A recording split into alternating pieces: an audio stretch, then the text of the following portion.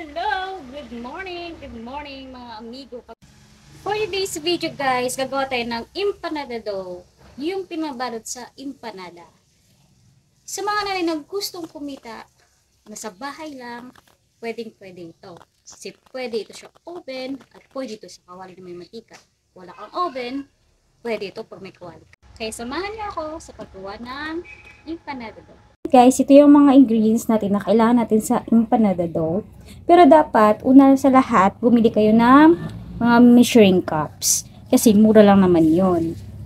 Para tamang-tama talaga yung measure nyo sa ating empanada. Or else, bumili kayo ng ito. Ayan.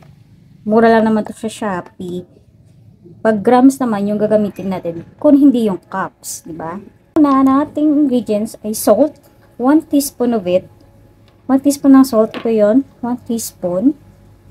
Tapos, 1 tablespoon of wash sugar. Ito naman yung tablespoon, nakalagay yung TBSP. Ayan ha, TBSP. Tapos, lard. Lard, which is vegetable shortening. Ito yung marami kasi nagtatanong, ano yung lard, ano yung vegetable shortening. Ito yung itsura niya. Ito yun, ha. Vegetable shortening. Tsaka yung ginagamit ko dito is vegetable shortening. Ito ginagamit ko sa nisoy. Ayan, vegetable shortening. Tapos, yun yung laman, yung puti.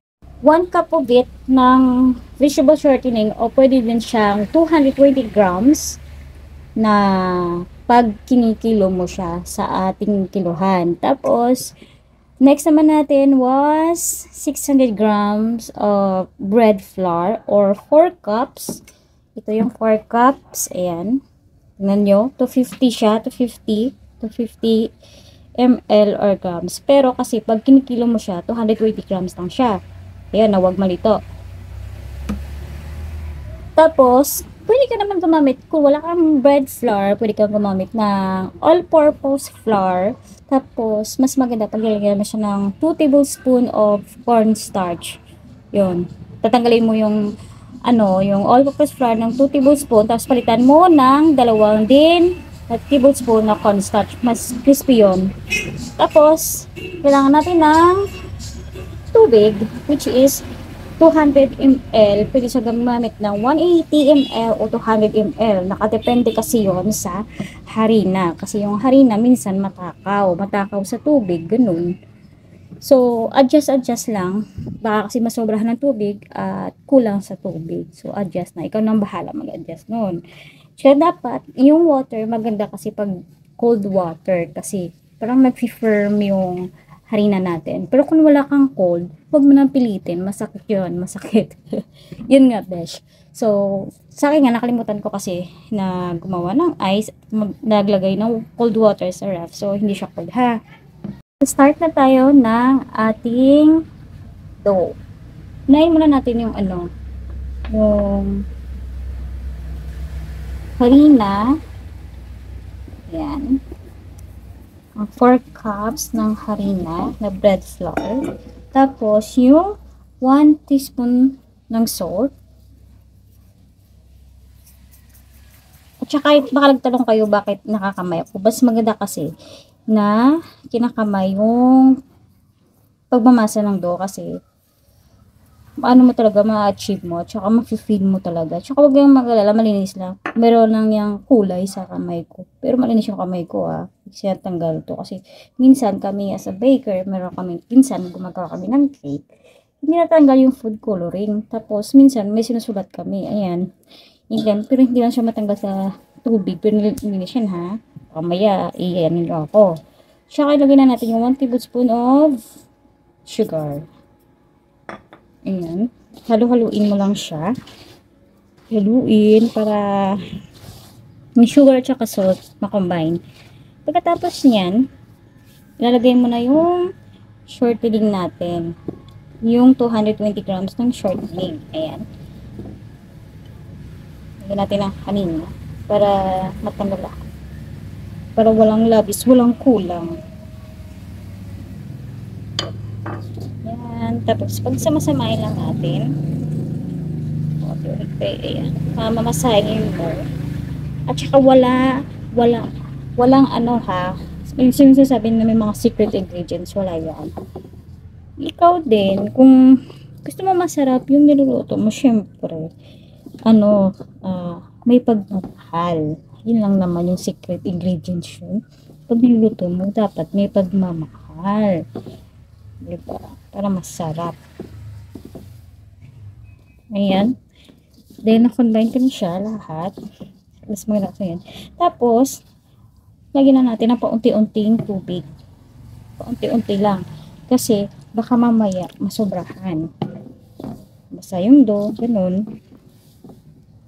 Huwag mo siyang ibuhos lahat.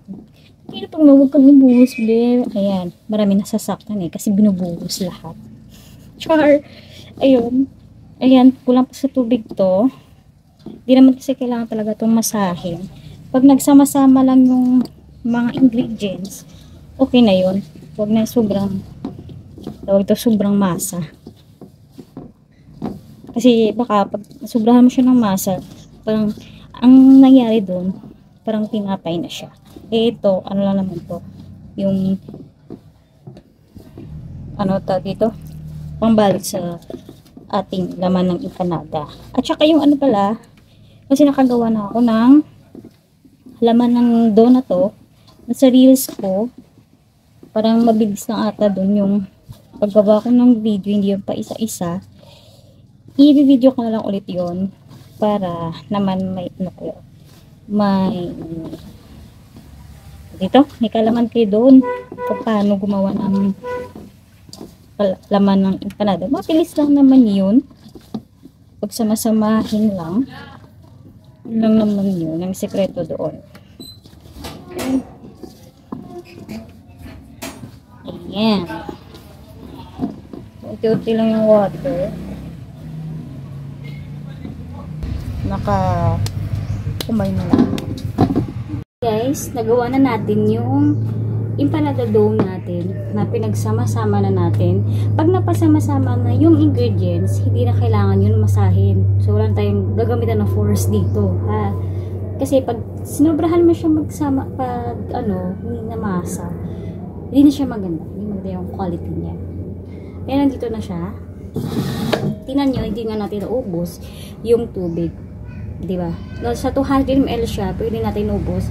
Kasi nga, ibig sabihin, hindi matakaw yung harina natin. Ayun guys, mag-start na tayo. Kukuha tayo sa ating dough. Kunti lamang. Mga ganito kalaki. Ayan. Syempre una, kailangan natin may harina dito. Ayan, harina. Para hindi dumikit yung dough mismo sa freezer natin. Ito mga konti-konti lang. Ayan, nilagyan natin ng harina ng konti lang. Tapos, lalagyan na natin to. Ayan. Isitatakbo lang to. At, ito, diba? Ito yung level area. Itanin mo lang. Ayan.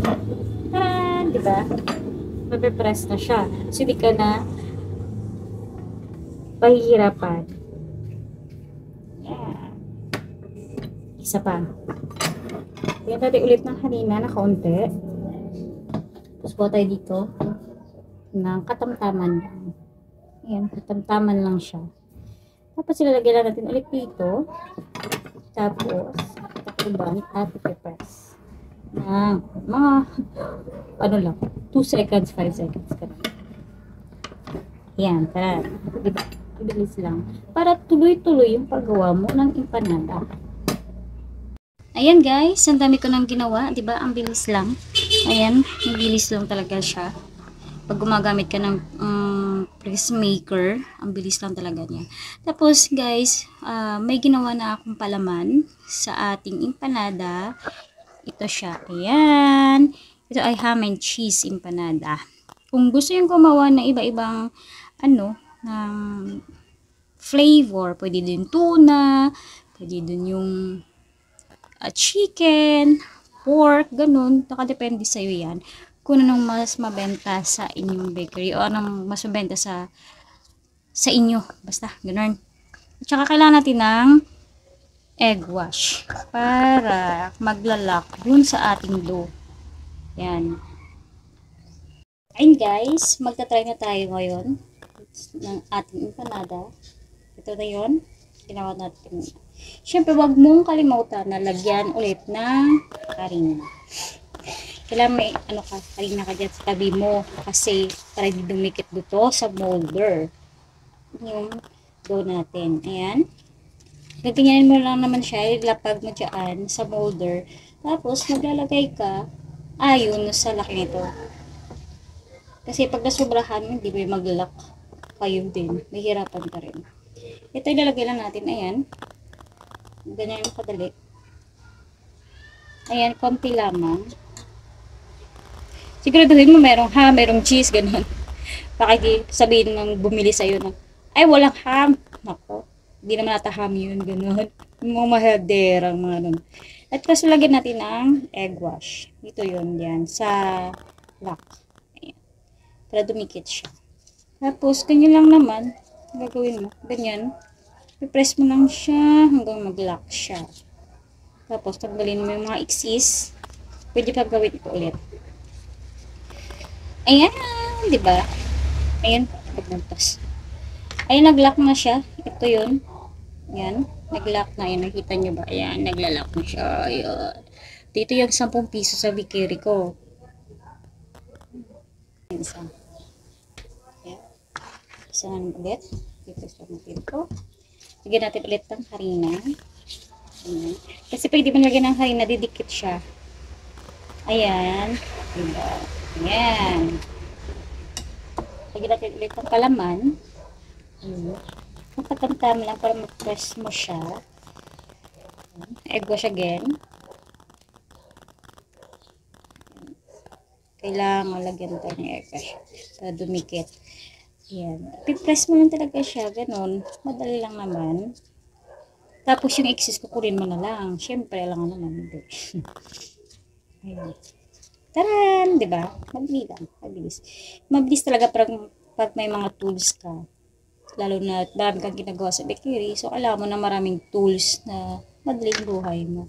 Ayan, guys. Yung ginawa natin pala ay para lang to sa sa ating pag naglutoy tayo sa kawali. Pag nagbe-bake ka, huwag kang gagamit ng molder kasi bubuka siya. Bubuka to. Yung ganito, bubuka.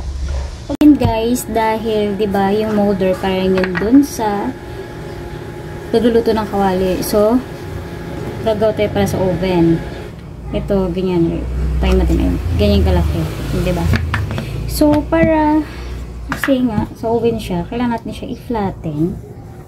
Ayan. Kasi maglalak tayo. Ayan. Flat. Yan. Flat. Flatten natin.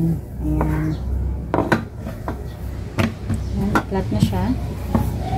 Tapos, maglalagay lang tayo ng konti.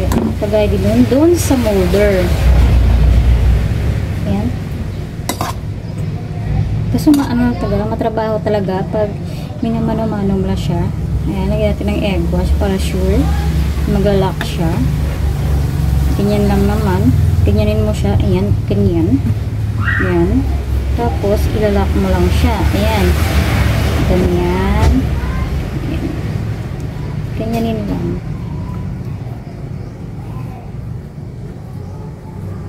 Ayan. Lock na. Ganito siya. Ayan. Iba. Tingnan mo. Diba? Ito yung mano-mano. At ito naman yung nasa molder. Ito pwede siya sa oven. Ito, hindi pwede sa oven. Guys, tapos na tayo sa paggawa ng empanada. May nagawa na tayo kahit konti lang. Ayan, pwede na natin ito siya pipikurin. Guys, natapos na tayo sa ating empanada at sana may natutunan kayo sa aking tips and video tutorial. Kaya kayo, kung gusto nyo magnegosyo, mga nanay, tatay, o ate, kuya, gawin nyo na kasi ano pa ginagawa nyo? Diba? So, don't forget to like, follow, and share my YouTube account, Megan Baker, yours truly. Bye-bye! Sana may natutunan kayo sa aking video and tips tutorial kasi nga, sharing is caring. And guys, nakagawa tayo ng 32 pieces na empanada.